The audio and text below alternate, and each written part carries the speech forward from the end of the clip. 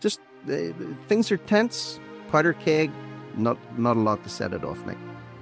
Yep, weak men create hard times, and that's the position that we're in at the minute. But back in the day, self-policing in certain areas, we're surely not going to let it happen with a gang coming in from another country. But we are probably suffering from PTSD as a nation.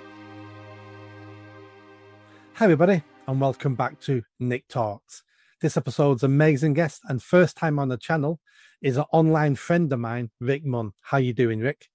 I'm very well, Nick. Nice to see you again, and you're looking pretty healthy. You're almost glowing, dare I say it.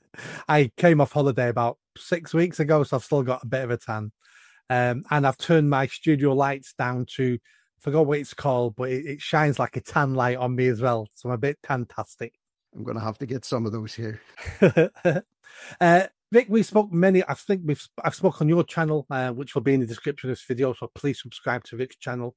But you also used to do a radio show. I was on your show many times. And then recently I was looking at what's going on in Ireland, and I knew that that's what you're covering now on your YouTube channel. I thought I need to speak to Rick. I've chatted to Derek Domino a few times about what's going on in Ireland. I thought, well, Rick's north of the border up there, the top of the island. He might have a different perspective, especially with the Balamina thing kicking off and the riots there. So let's jump into this. What is happening on the island of Ireland? Well, north, south, east, west, and slap bang in the middle. The governments, there's a government in Stormont in the north, and there's a government in the Republic or the south in the Dáil, and both of them are failing their people miserably, or collectively the island of Ireland is being failed by its governments. And there's only so much people can take, Nick. They've been gaslit for a very, very long time. The standard of living is dropping. Many young people are having to leave. The lack of employment opportunities, lack of available housing, rental prices are going through the roof, cost of living's going through the roof. The whole infrastructure of the country is being shaken. And of course, there's this massive issue of contention that's becoming more contentious for more people, which is this issue of mass immigration, both legal and illegal. But starting off with the illegal aspect of it, it's resulted in a flooding of Ireland by mostly men coming in alone from who knows where, staying in what are called IPAS centres, or International Protection Accommodation Services centres, or refugee camps or migrant hotels, flooding local communities, putting a huge strain on infrastructure. And let's just say, there are many recorded incidents that we know of, attacks, horrible acts of violence on local men, local women, local children.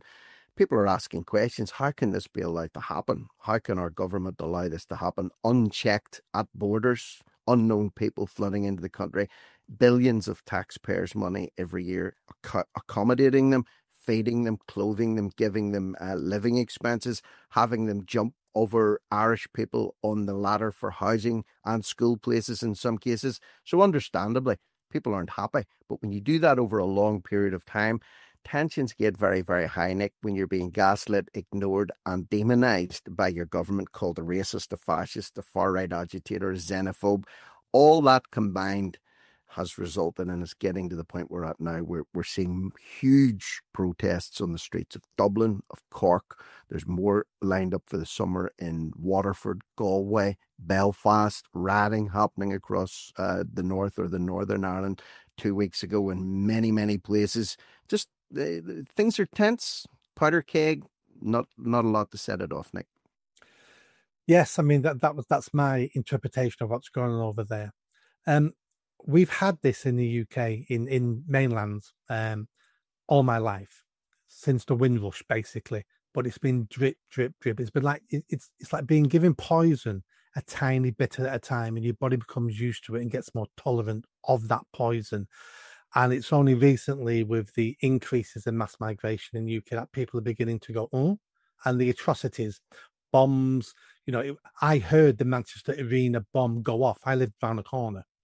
And then we had the killing of the 3 girls in Southport. It's only very recently people have started going what's happening. But in Ireland, let's look at the Republic of Ireland. They fought a war with the British Empire and won and got their, independence and freedom. They wanted to be Irish, and a land for the Irish people to celebrate Irish culture, Irish tradition, and be Irish. Then we look north of the border in Northern Ireland, which I've been many times. A different fight there between one set of Christians, another set of Christians, about what culture they wanted and what was important about their culture, their lifestyle, their traditions. And suddenly, both those sets of people have gone to, well, it seems like both those sets of people have gone to the world. Ireland doesn't matter anymore. Being Irish now doesn't matter. It's worthless. Why don't you all just come over here, because you make us feel pink and fluffy that we're helping the poor of the world? How we got from fighting violence for freedom to inviting the world and flooding the country? What happened there? I don't get it. Well, interestingly, in Northern Ireland, you'll be aware that we had what were called the Troubles over here, the conflict that raged from pretty much 1969 right up until the 1984 up to 1998. 25 years, sectarian violence, murders, bombings, people being burnt out pretty much on a daily basis. I grew up in that background. That's not something anybody wanted to see, but it was sectarianism, and it was always pitted that it was Protestants versus Catholics. You're seeing a strange thing happening at this point in time where religion is being set to the side in the acknowledgement and realization that it doesn't matter what faith you practice or don't practice. This problem is affecting everybody and everybody's family and everybody's future.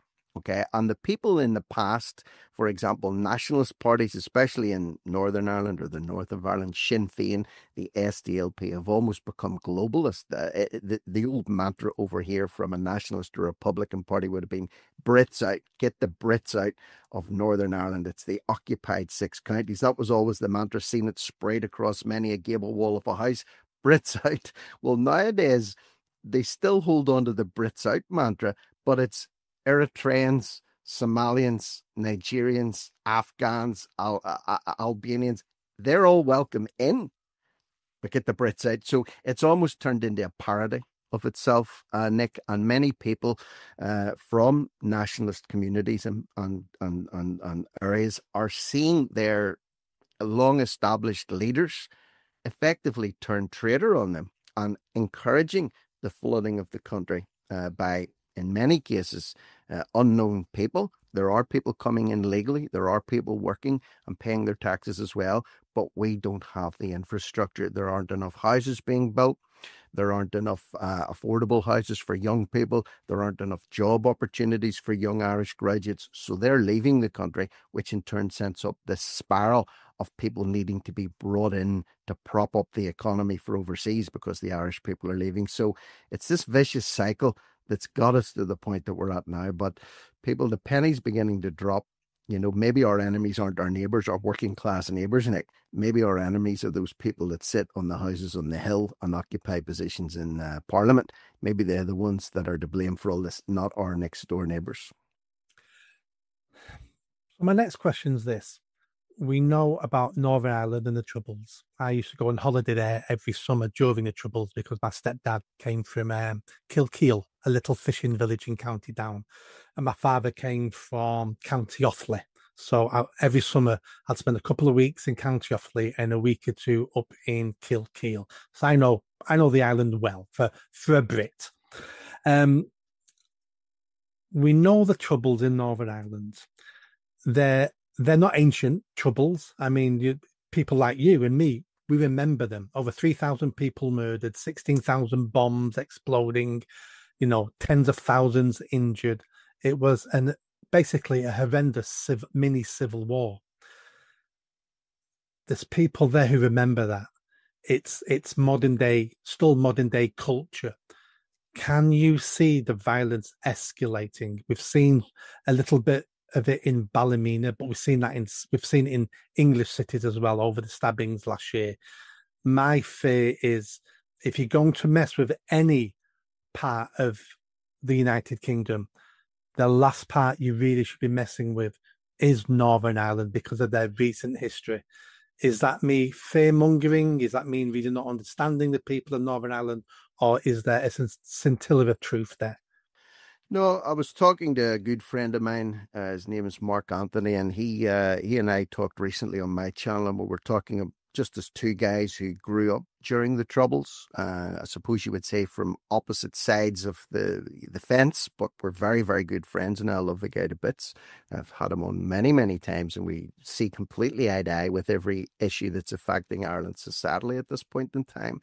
And he made a great comment. He said, the people of Northern Ireland or Ulster or the north of Ireland, call it what you will, depending on who you are listening to this, but we are probably suffering from PTSD as a nation as a result of living daily through 25 years. And for those that don't know what was happening here, bombings of civilians, bombings of the army, shootings of police, the army shooting civilians, people killing each other, paramilitary organizations running areas.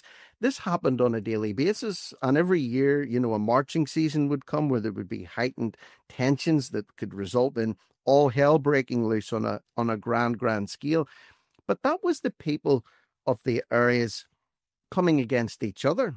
I don't think that will happen again anytime soon, the way it did back in the Troubles. But what I can see happening is, and what I have seen happening is, people coming together as communities, mixed communities, irrespective of their own personal faith, and saying, the problem we have in our area now, for example, the thing that triggered off in Balamina, there's been a huge demographical shift over the last 10 to 20 years there, with people being brought in from outside of the UK and Ireland, particularly in the case of Balamina, the Roma Gypsy community or the Roma community. They've been involved recently in attacks on young girls, and the locals in those areas would have dealt with their own people by putting them out of an area or burning them out of a house or possibly shooting them, mob justice. So the same kind of principles being applied. Well, if we did that to our own criminals back in the day, self-policing in certain areas, we're surely not going to let it happen with a gang coming in from another country. So that's really what triggered Ballymena off, and then it spread to Portadown, which is also being highly affected by a change in demographics, and Larne and other areas that are being really affected by people looking around going, I don't recognize my town anymore. I don't recognize my city anymore. We can't let this happen. That's the mindset. And then we saw the flare up in the violence because nothing was being done about it. Not condoning violence and not advocating violence. Don't want to see it ever happening again, but you can understand people's frustrations and tensions build up. And then you have a flashpoint situation, and then who knows where it goes from there. That makes perfect sense. Once you mentioned post-traumatic stress disorder, this is exactly what happened to Germany after the Second World War. They realized the atrocities they committed, the things they did, what the Nazis did, and the German people went, we can never do that again. We need to always be on our guard that we're never going to turn to violence, turn to atrocities again. And I think you're right. I think that's the people of Northern Ireland for decades now have been going, we never want to go back to those days. So therefore, we need to be more tolerant. We need to be more compassionate. We need to ignore things that are annoying us because we don't want to address them because we're fearful of going back to violence. That makes perfect sense. I'd not thought of that. And who was the guy who came up with this you were speaking to?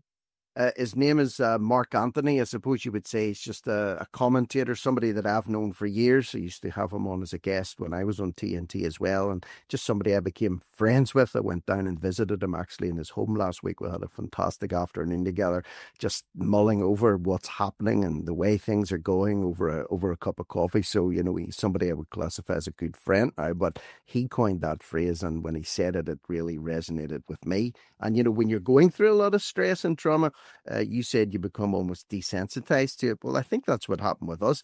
If you were to turn on the radio today in Manchester or the Manchester area, or every other day there was a bomb going off, okay, that would be shocking initially. But if you were getting that every day for years and years and years and years and years, it's like it's almost expected. You become conditioned that that's life.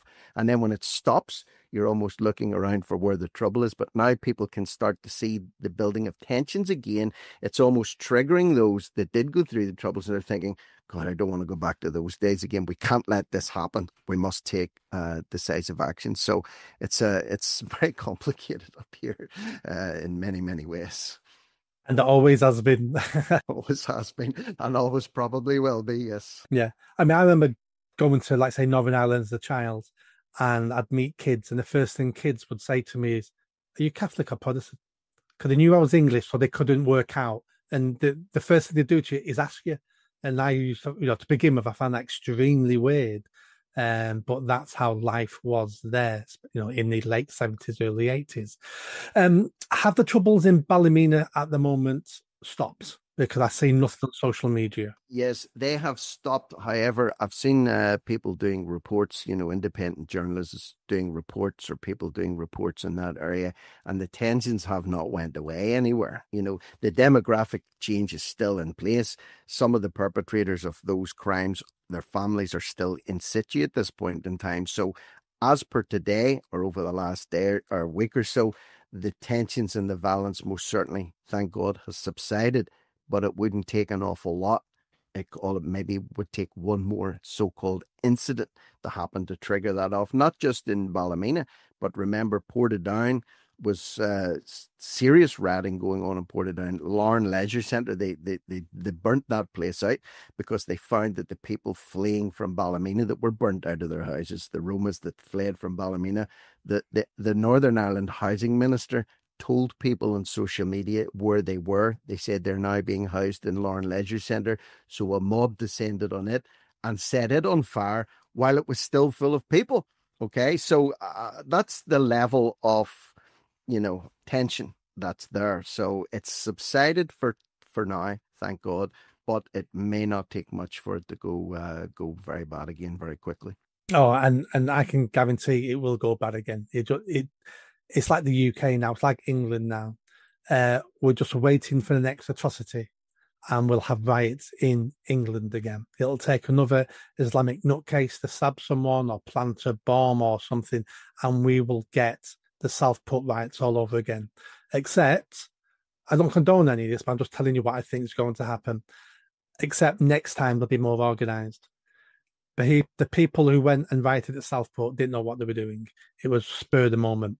Next time we have problems, everyone's going to be balaclavaed up. No one will be identified. Nobody will be putting stuff on social media under their own name, because all these people went to jail.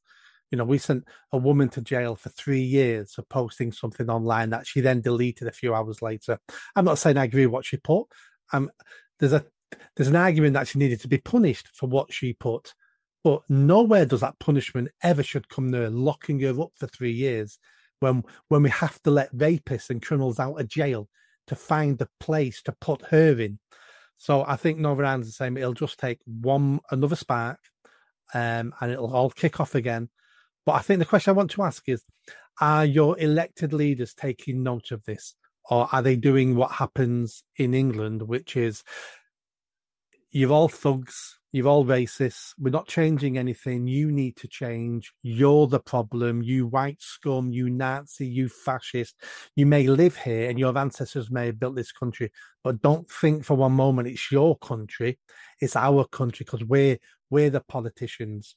And I think what's happened is our politicians at some point over the last 20, 30, 40 years have forgotten they're not our masters. They're public servants. They seem to think they rule over us now, not work for us. Are the politicians in Northern Ireland thinking of this, or are we getting the standard, you're all Nazis, we're not changing anything? There's a small handful, maybe 3 or 4, that are speaking out against the mass immigration issue and bringing it to the attention of Stormont to say, listen, and have been doing this now, not in a very powerful way, but they've been certainly touching on it and saying, look, if we don't address this, there's many communities across, Ulster will be affected and things could go very, very bad very, very quickly. Some of those representatives were members of the DUP, the Democratic Unionist Party, and another chap called Jim Allister, who's an MP, I think, in Westminster for the TUV, the Traditional Unionist Voice. And a bizarre thing is happening. I put up some clips of these guys, these unionist politicians speaking in Stormont, and the amount of support they received from nationalist viewers of my channel to say they're now more representative of me than my own so-called nationalist parties, the SDLP or Sinn Féin or the Alliance, whoever. So it's a strange thing to see that those political leaders are silent, while just a small handful at the minute of unionist leaders would say we need to address this issue. So this violence in Northern Ireland was being dubbed race riots. It was just mindless thuggery, and there were a lot of it mindless, just going there to riot. But what was the cause of behind all of that? There are tens of thousands of concerned parents, concerned residents of areas who have been gaslit, and when they bring the issue up, they're told you need to be more tolerant, stop being far right, stop being an extremist. It's all in your head. You've nothing to worry about.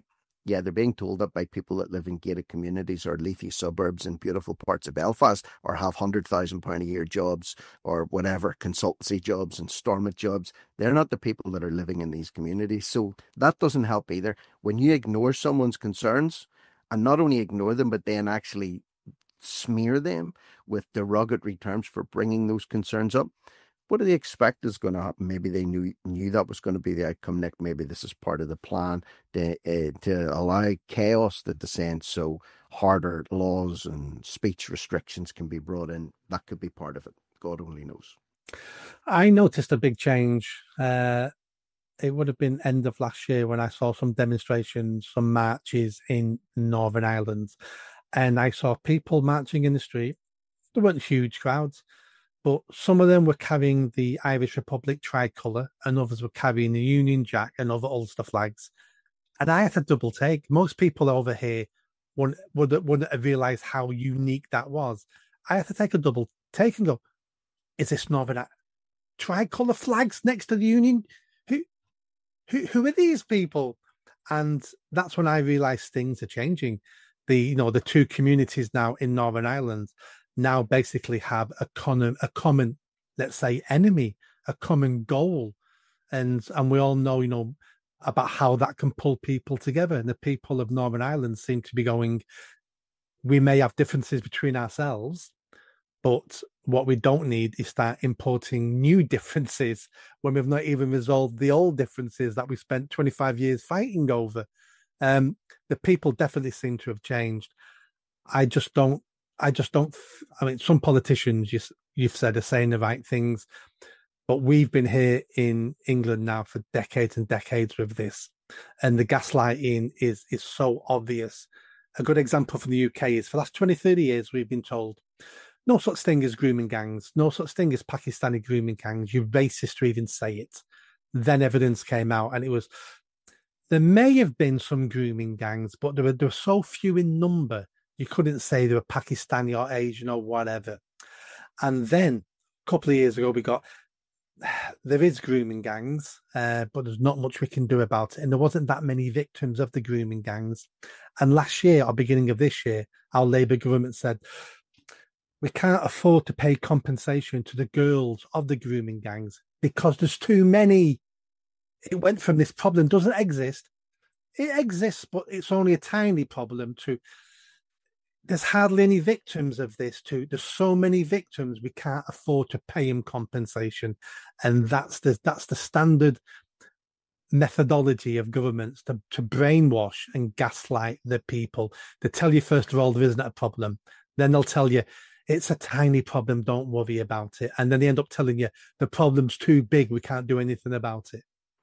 Yeah, the other thing, while all this is going on, while the gaslighting's going on, the lies are going on, and the cover-ups are going on, people are being brutalized and victimized. Nick, that's the biggest tragedy in all of this. It's not that we have a lying, treacherous government who manipulate and twist and gaslight. That's bad enough in and of itself. But because of those actions, there are legions of girls, legions of young people, legions of women, legions of men being brutalized and assaulted as a result of cover-ups. And then by the time the truth does come out, somewhere down the line, the can has been kicked far enough down the road. Whoever gets prosecuted for this, for lying, for cover-up as well, which causes frustration too, that the architects behind this, or those that enabled this and facilitated it, never really see justice, which gets people's blood pressure up as well. So we're living in a very tense world, as old Klaus Schwab said before he retired in his position. He said, the world will become an angrier place, and he had his finger in that pie as well. But it's coming to pass. People just have enough sometimes, and they just crack and say, "I'm not taking this anymore." And I think that's the position a lot of people are finding themselves in now. They've just had it. They've had it up to here. Give us a couple of examples of the context of this. So we understand, like over here, mass migration increases housing costs. It drives down wages. We know those things, and those things don't normally cause people to turn to violence. What makes people turn to violence is fear for their own safety. Now, we know in Balamina, it was alleged that 2 Roma boys raped or tried to rape a local girl. That's what kicked off there. What other examples have you got about sexual assaults, violence, criminality, stabbings, murders that have related to uncontrolled mass migration? Well, in the Balamina area alone, that incident that you spoke about, or that assault that you spoke about, was what triggered it. There had been another assault within the previous 2 weeks, and another one before that, all on young girls in the area, all by the same group of people in that area. So even without going across Ireland, just staying within Balamina alone, that was the third incident in as many months that had happened there, that was resulting in the one that you're referring to initially was what really triggered it all off, because nothing had been done about the other ones. So right across Ireland, and I mean right across Ireland, that's literally most of what I cover, is to do with assaults, attacks that happen on people by people that shouldn't be in the country in the first place, illegally, and then they're staying in refugee camps, IPAS centres, and then the government says, well, some people slip through the net from time to time, and then they're being put up in Irish prisons at the Irish taxpayers' expense, and then when they're released, they're not being deported. It's a joke. So that's just one area and one small part of County Antrim and Ballymena, but this is happening the length and breadth of Ireland, and it's being suppressed heavily by the so-called legacy or mainstream media also, which doesn't help. And they can't suppress it like they could have done 20, 30 years ago. We now have your channel, my channel, social media, the internet. We have Google, we have, Twitter. When things happen now, if you're online, you find out about it within minutes, if not a few hours. The days of people, the mainstream media, politicians forcing mainstream media to control the narrative, to dampen down certain reports and certain information, those days are gone. People know, we're all online. We know what's happening the day it happens. And politicians, I don't think, have caught up yet. They've not got a new playbook yet about how do we control people in the internet age. They're still calling us Nazis, and those words mean nothing anymore now. They mean nothing. I just don't know how they control us, because I can't see them changing. We're going to want change. We want it fast. They're not going to change. I don't see where I know where it takes us. It takes us for another decade of turbulence and violence. Mm-hmm. You touch on the media, how things have changed. They really, really have. People are becoming more and more distrustful of, the old bastions like the BBC or, the Times or the Independent or whatnot. People question them, take them with a pinch of salt now. And with the advent of social media and the fact that everybody's camera or phone has a camera, camera has a phone, phone has a camera. You see, you look at it more now as a recording device than you do a communication device. And with the internet, you could, if something happens in your backyard today, you can video that, you can comment on it, you can upload it, and the entire world can get access to that within minutes. You think about that compared to the way things were back in the 80s, back in the 90s, the early 2000s.